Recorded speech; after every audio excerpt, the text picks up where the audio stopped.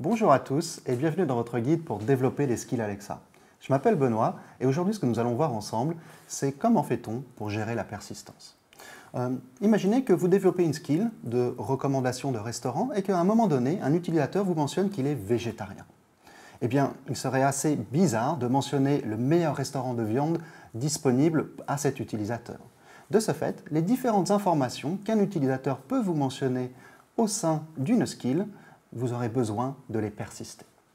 Et lorsqu'on dit persister, ce que l'on va voir en fait, c'est qu'il existe trois types de persistance. Une persistance à court terme, à savoir au sein d'un dialogue lorsqu'il y a un aller-retour avec Alexa. Une persistance à moyen terme, ce qu'on appelle les attributs de session. Entre le moment où on ouvre une session et le moment où on ferme une session, vous allez pouvoir utiliser ces différents attributs. Et enfin, la persistance à long terme, imaginez le fait de sauvegarder ces informations dans une base de données, par exemple. Et ces différents attributs, prenez-les en fait comme des attributs de type clé-valeur. Et sans plus tarder, on va commencer à développer en utilisant des attributs de session et des attributs persistants. Dans l'épisode précédent, nous avons pu voir comment collecter une date d'anniversaire. Et ce que je vous propose de voir maintenant, c'est comment persister cette information pour que lorsqu'un utilisateur revienne dans la skill, eh bien on puisse lui mentionner le nombre de jours restants avant son anniversaire. Pour ce faire, nous allons commencer par aller dans le modèle interaction. Donc on va aller dans l'onglet Build pour pouvoir rajouter une intention pour comprendre tout le champ lexical associé à cette demande en particulier, à savoir quand aura lieu mon anniversaire, combien de jours reste-t-il associé à mon anniversaire. Et donc, pour ce faire, on va utiliser une nouvelle intention. Cette nouvelle intention, ici, on va venir la rajouter dans notre modèle d'interaction.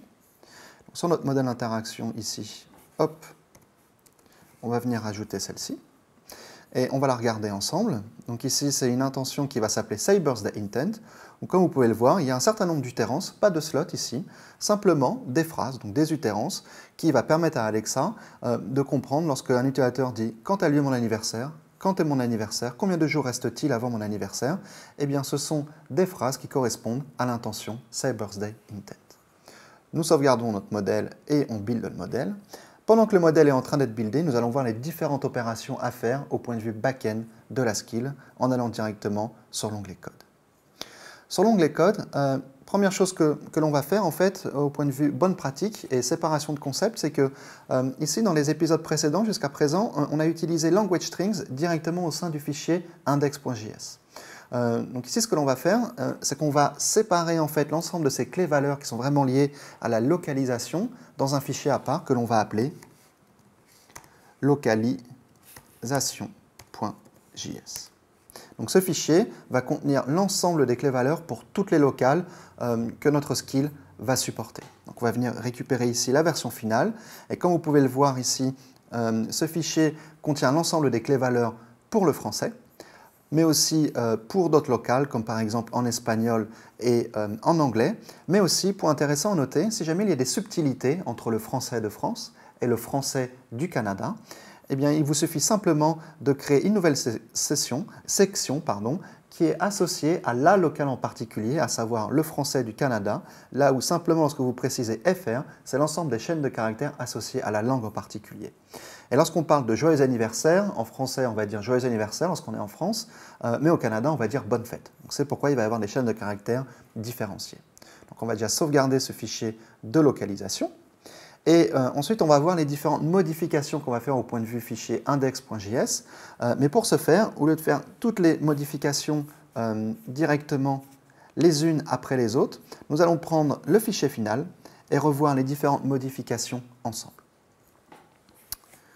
Donc, compilons ce fichier-là et regardons plus en détail les différentes modifications associées à celui-ci. Jusque-là, classique, première ligne, on va utiliser le SDK Alexa. Tiens, directement, en fait, ici, on a parlé du fait qu'on souhaite persister une information, à savoir cette date de naissance. Et donc ici, on voit quoi? On voit qu'on va utiliser un adapteur qui est lié à la persistance. Donc c'est la fonction qui se trouve directement à la ligne 12, juste en dessous. Et donc cette fonction fait quoi? L'idée, en fait, ici, est de se dire, en utilisant le SDK, vous allez pouvoir utiliser des adapteurs. Et ces adapteurs-là, en fait, vont vous permettre de vous connecter soit à Amazon S3, service de stockage objet, soit à DynamoDB, service de base de données non relationnelle pour pouvoir persister les informations que vous allez collecter de la part des utilisateurs au sein de votre skill. Donc si on regarde cette fonction plus en particulier, on peut voir qu'ici, il y a une petite subtilité quant au fait de savoir si une skill custom est de type Alexa Hosted ou non. Quelle est cette subtilité? Étant donné que lorsque vous êtes dans Alexa Hosted, bien sûr, vous avez une fonction AWS Lambda, donc ce que vous voyez à l'écran, qui vous est fourni par AWS. Lorsqu'on appuie sur le bouton Deploy, c'est déployé sur une fonction AWS. Mais comme vous pouvez le voir en fait en bas à gauche ici, vous avez aussi un bucket S3 qui vous est fourni. Et donc pour pouvoir accéder à ce bucket S3, pardon, remontons au bon endroit, voilà. Pour pouvoir accéder à ce bucket S3 ici, on va utiliser un adapteur, et cet adapteur-là en fait est le Ask SDK S3 Persistence Adapter. Bien sûr, on va spécifier le nom du bucket S3 que l'on va utiliser, et ce bucket S3, lorsqu'on est en Alexa Hosted, va toujours venir d'une variable d'environnement qui s'appelle S3 Persistence Bucket. Lorsque vous souhaiteriez par la suite utiliser DynamoDB, ce ne sera pas notre cas aujourd'hui, on va utiliser S3, mais pour utiliser DynamoDB, de la même manière, vous allez définir la dépendance et les différentes propriétés associées à celle-ci, à savoir le nom de la table que vous souhaitez utiliser sur DynamoDB et si vous souhaitez que le SDK la crée pour vous ou non. Deuxième chose auquel il faut faire attention, ici, on va utiliser deux dépendances nouvelles. Soit le S3 Persistence Adapter, soit le DynamoDB Persistence Adapter. Donc ici, point ne jamais oublier, il faut rajouter ces dépendances dans le fichier package.json. Donc ce que l'on va faire ici, c'est qu'on va venir rajouter ces différentes dépendances, hop, ici. Et on va aller directement dans le fichier package.json. Et on va rajouter ces deux dépendances-là. Et ici, on va pouvoir sauvegarder notre fichier. Ça, c'était pour la première partie, pour l'adapteur associé à la persistance. Donc, cet adapteur-là, en fait, est défini. Il est défini, mais il n'est pas encore référencé sur l'instance du SDK que l'on utilise. Donc ici, ce que l'on va voir, c'est finalement à quel endroit et comment on va venir enregistrer cet adapteur en particulier pour pouvoir stocker ces informations sur S3. Donc ici, lorsque on est sur notre Skill Builder, sur notre instance qui est une instance de type Custom, on a pu voir précédemment qu'on a des handlers, des erreurs d'handler aussi, des intercepteurs, mais aussi lorsqu'on va vouloir venir rajouter la couche de persistance, ce que l'on va faire, c'est rajouter celle-ci avec la méthode withPersistence_Adapter. En faisant ces différentes opérations, on a pu connecter notre backend à S3 en utilisant le SDK via l'adapteur fourni par celui-ci. Donc cette première étape, c'est OK.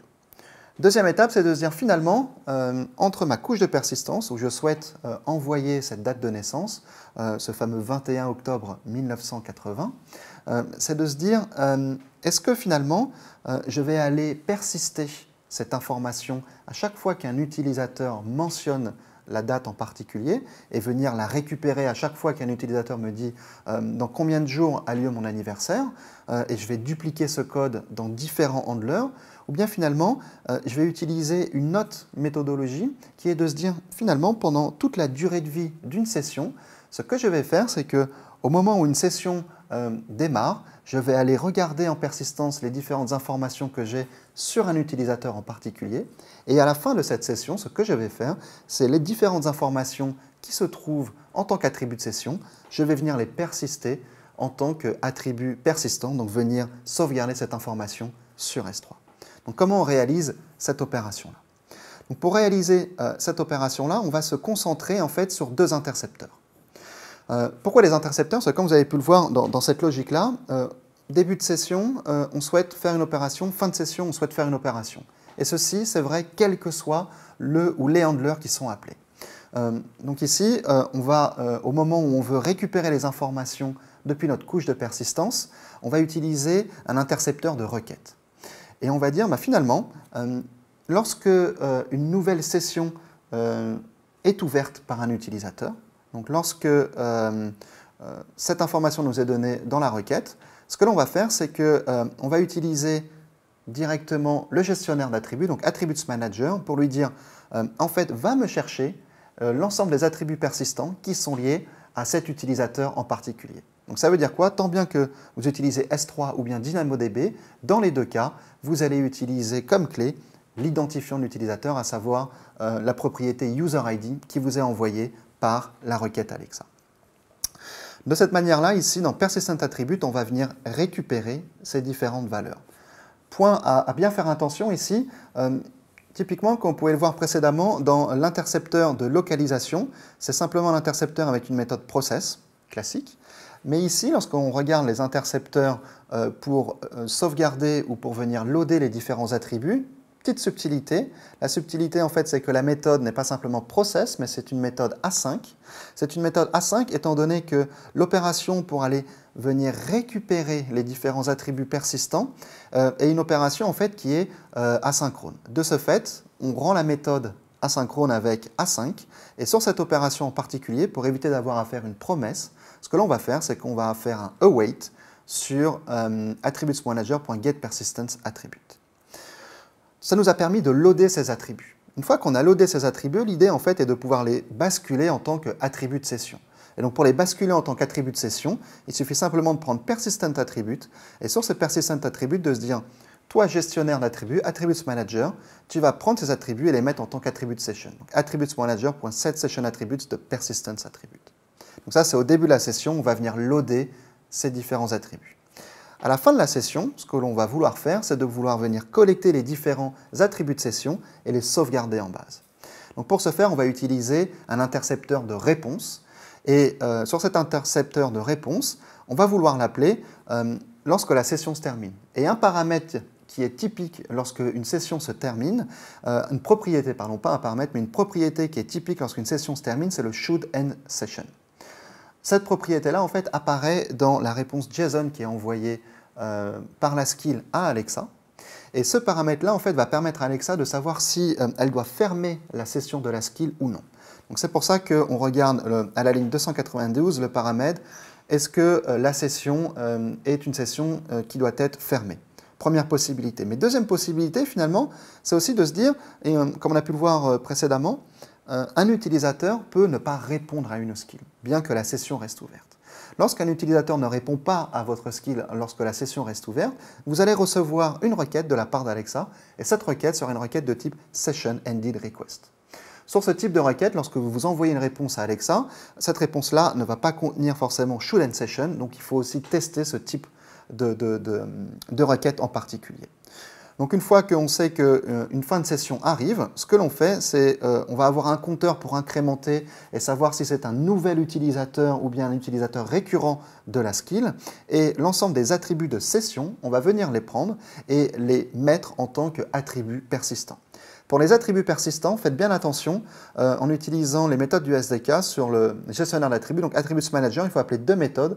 Premier élément, c'est je prends mes attributs de session et je les positionne en tant qu'attributs persistants. Set persistent attributes. Et ensuite, pour pouvoir aller sauvegarder dans votre couche de persistance, comme par exemple sur Amazon S3, vous allez utiliser la méthode Save Persistent Attribute.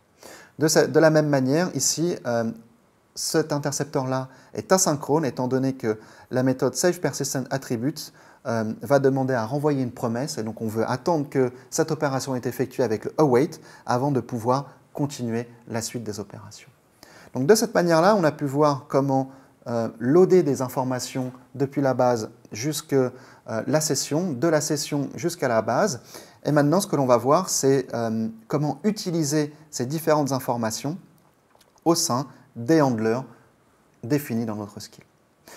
Lorsque l'on va lancer la skill, donc typiquement lorsqu'on va dire Alexa ouvre joyeux anniversaire, ce que l'on va faire, c'est on va d'abord vérifier si on a déjà enregistré la date d'anniversaire de l'utilisateur. Donc ce que l'on va faire, on va aller prendre le gestionnaire d'attributs et sur le gestionnaire d'attributs, on va venir récupérer les différentes informations de session, les différents attributs de session.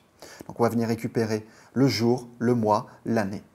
Aussi, on va venir récupérer le compteur de session pour pouvoir proposer un message différencié et différenciant entre le fait que cet utilisateur est un utilisateur qui revient sur la skill ou non. Donc, si la date d'anniversaire est disponible, ce que l'on va faire, eh bien, c'est de renvoyer un message à l'utilisateur, mais finalement, lorsqu'on est dans une étape de lancement de la skill, le message que l'on va proposer à l'utilisateur sera en fait le même que le message proposé par l'intention correspondant à des itérances de type quand a lieu mon prochain anniversaire, par exemple. Et donc, ça va être traité par le handler qui s'appelle SayBirthdayIntentHandler en utilisant directement la méthode handle. En gros, ce que vous faites, c'est que vous souhaitez directement appeler une fonction sur un handler en particulier qui correspond à ce handler en particulier. Donc ici, on va voir, on va sauter de cette méthode-là pour arriver directement ici dans le handle. Et ici, de la même manière, on va vouloir collecter les attributs de session. Si la date est disponible, ce que l'on va faire, c'est qu'on va vouloir calculer le nombre de jours restants par rapport à notre prochain anniversaire. Et pour ce faire, on va aussi utiliser une librairie supplémentaire qui est une librairie qui nous est fournie par Moment. Et donc du coup, c'est Moment Time Zone. Et donc on va aussi venir rajouter un package supplémentaire. Et ce package supplémentaire, il est ici. Et on va venir le rajouter en tant que module supplémentaire. Donc n'oubliez jamais, rajoutez toujours les différents modules dans le fichier package.json. Retournons à nos différents petites affaires. Donc oui, là en fait ici on était sur le fait où on va calculer l'âge de l'utilisateur, mais aussi quand arrivera le prochain anniversaire de celui-ci. On va utiliser les time zones et donc ici concrètement à l'heure actuelle, la time zone est fournie à la main. Quand je dis à la main, elle est hard-codée et on verra dans un épisode prochain comment récupérer la time zone de l'utilisateur. Si jamais en fait nous n'avons pas cette date-là, si cette date n'est pas disponible, eh bien dans ce cas-là, comme on a pu voir précédemment, ce que l'on va faire, c'est qu'on va demander à Alexa de déléguer le dialogue pour pouvoir collecter cette information, à savoir cette date de naissance. Donc ça, c'était pour la première partie qui est liée à Launch Request et aussi au fait de mentionner la date de l'utilisateur. Maintenant, une subtilité est que lorsque on va collecter cette date d'anniversaire, donc depuis le fait d'enregistrer celle-ci, bien sûr, on va toujours confirmer le statut correspondant au fait qu'un utilisateur ait confirmé ou non l'opération. On va toujours venir récupérer les différentes informations correspondant aux slots qui ont été remplis par l'utilisateur. Mais là, notre objectif va être de prendre les différentes valeurs de slots, le jour, le mois, l'année, et de venir les enregistrer en tant qu'attributs de session. Donc les attributs de session, de la même manière, depuis Attributes Manager, on récupère les attributs de session et on va venir basculer les différentes valeurs que Alexa nous a fournies dans la requête en tant qu'attributs de session. Et on va aussi forwarder la requête directement à la méthode handle sur le handler pour SayBirthdayIntentHandler pour mentionner le prompt correspondant.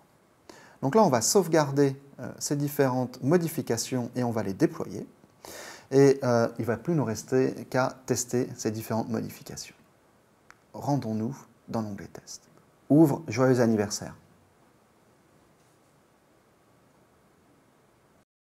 Content de vous revoir.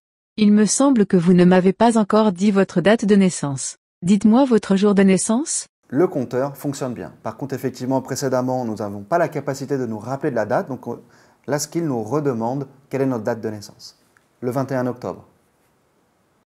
Vous êtes né le 21 octobre de quelle année? 1980. Le 21 octobre 1980, c'est bien ça? Oui.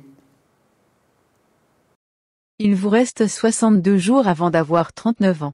Si vous souhaitez changer votre date de naissance, dites simplement enregistre mon anniversaire ou bien dites-moi directement votre date de naissance. Quel est votre choix?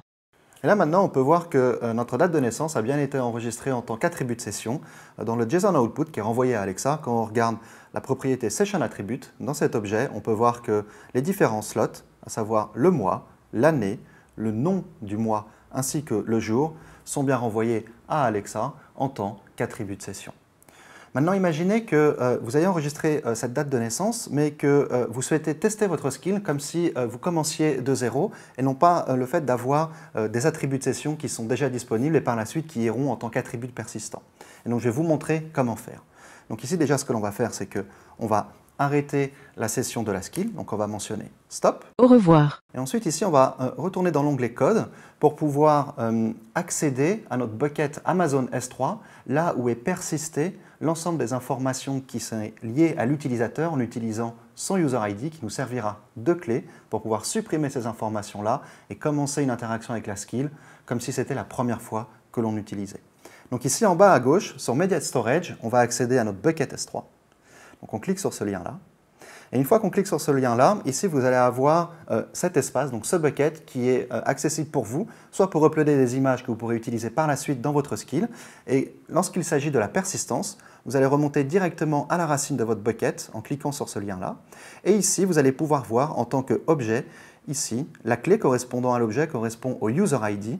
Donc ici, il suffit de sélectionner cet élément-là. Dans les actions proposées, vous allez supprimer cet objet-là. Donc on le supprime. Et maintenant, en fait, qu'il est supprimé, ce que l'on va faire, c'est qu'on va retourner directement, hop, ici, on va retourner sur la console développeur.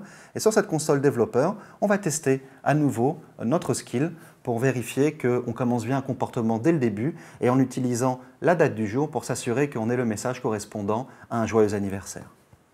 Ouvre, joyeux anniversaire. Bienvenue sur la skill des anniversaires. Il me semble que vous ne m'avez pas encore dit votre date de naissance. Dites-moi votre jour de naissance. Là, on voit bien en fait qu'on est de nouveau un utilisateur nouveau dans la skill. Donc là, on va enregistrer une nouvelle date de naissance, le 20 août. Vous êtes né le 20 août de quelle année? 1980.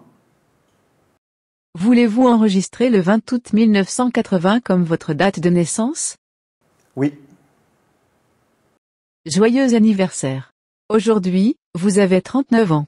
Si vous souhaitez changer votre date de naissance, dites simplement enregistre mon anniversaire ou bien dites-moi directement votre date de naissance. Quel est votre choix? Et voilà, nous venons d'utiliser la persistance que nous propose Alexa en utilisant tant bien les attributs de session que les attributs persistants. Je vous donne rendez-vous dans le prochain épisode pour découvrir comment utiliser les différentes API que nous propose Alexa pour personnaliser l'interaction avec les différents utilisateurs. Et à très vite.